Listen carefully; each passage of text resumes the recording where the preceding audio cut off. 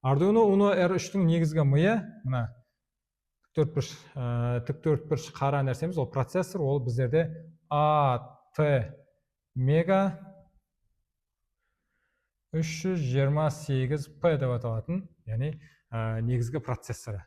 Бұл процессордың жады, яғни память орысша айтқанда 32 килобайт. 32 килобайттық жад. Яғни 32 килобайт жад деген нені білдіреді? Егерде мен осы Arduino'ның ішіне программа жазатын болсам, менен кейін, мысалға, Асқарды кез келген біреу келіп, тағы да бұл Arduino программа жазатын болса, менің программам кетіп қалады да, орнына сол менен кейінгі жазған адамның программасы сақталады. Яғни бұл осыған дейін стандартта Lego, Evo 3-пен немесе Spike-пен жұмыс жасап қалғандағыдай ештеңе керек программа таңдап, соны қосамыз дегенге келмейді. Яғни бұнда дейтін тек соңғы жазған программа сақтап отырады. Себебі жады біздерде 32 килобайт. Енді Arduino Uno'ның порттарына келейік. Жалпы порттар бөлігін Arduino 3-ке бөліп қойған. Біреуі digital, сандық порттар. Мына жерде бізде аналог in деген бар, аналог порттар, және power. Ең бірінші power бағыты бойынша қарастырайық. Яғни power деген ол біздерде қазақшадан білдіреміз, ол да ток көзі.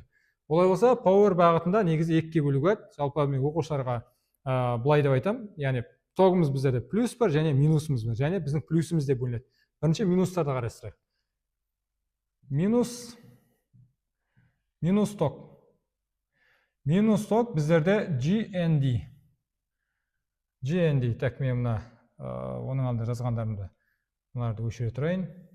Әсіресе кедергі келтіріп тұрғандарды. Сонымен GND-ді қарайық.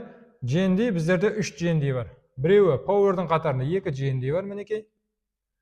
GND және 13 деген санның қасында тағы да бір GND бар. Яғни GND деген порттар саны 3. GND ол ground, заземление дегеннің қысқартылғаны, GND ground дегеннің. Сондықтан да жалпы біздер алдағы уақытта қандай да бір датчикті немесе дейтін қандай да бір драйверлерді минусқа қосатын жағдайда біздер осы GND деген порттарды қарастырамыз.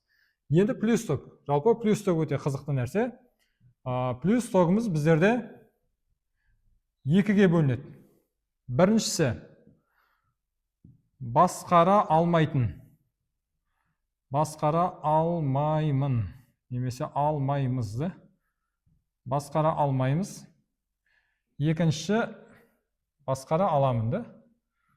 Басқара аламын. Яғни біздің қолымыздың билігіміз, сөзіміз өтеді деген мағынаны білдіреді. Басқара алмайтын. Бірінші басқара алмайтын қарайық. Басқара алмайтын токтар бұнда 2 порт бар. Біреуі 3,3 вольт, біреуі 5 вольт. Яғни GND-дің көршілері. 3,3 вольт және 5 вольт.